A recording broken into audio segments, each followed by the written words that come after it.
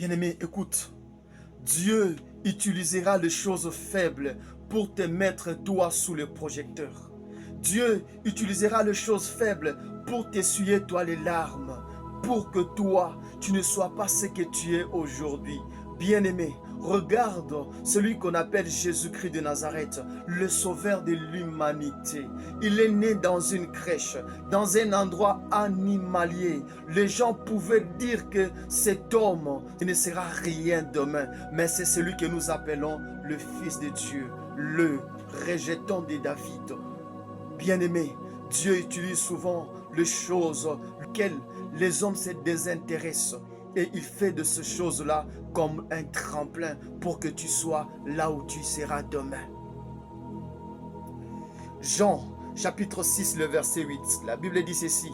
Un des disciples, André, frère de Simon-Pierre, lui dit, « Il y a ici un jeune garçon qui a 5 pains d'orge et 2 poissons.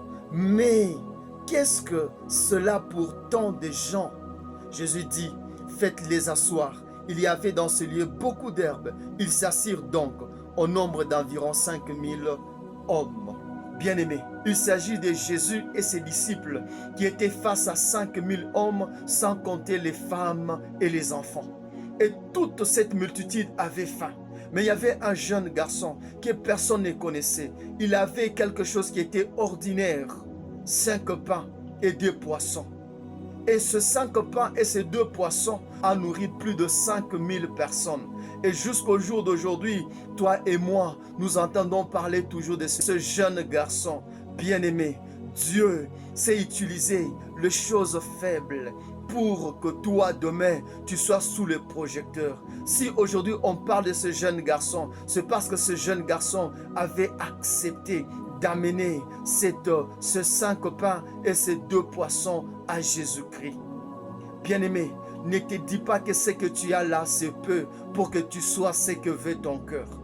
Ne crois pas que ce que tu es en train de faire aujourd'hui ne te permettra pas demain d'être un grand homme, une grande femme, un homme qu'on respecte.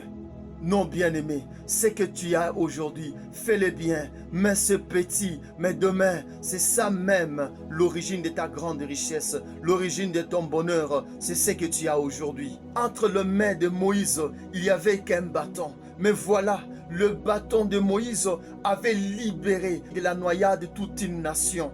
Bien-aimé, ce que tu as aujourd'hui, qui semble être inutile, garde-le comme ça.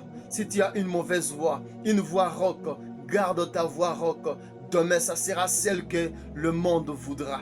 Ce que tu as aujourd'hui, bien-aimé, garde-le bien, fais-le bien. Demain, ça sera de l'or, du diamant pour le monde qui t'attend. Matthieu, chapitre 26, le verset 12, la Bible dit ceci.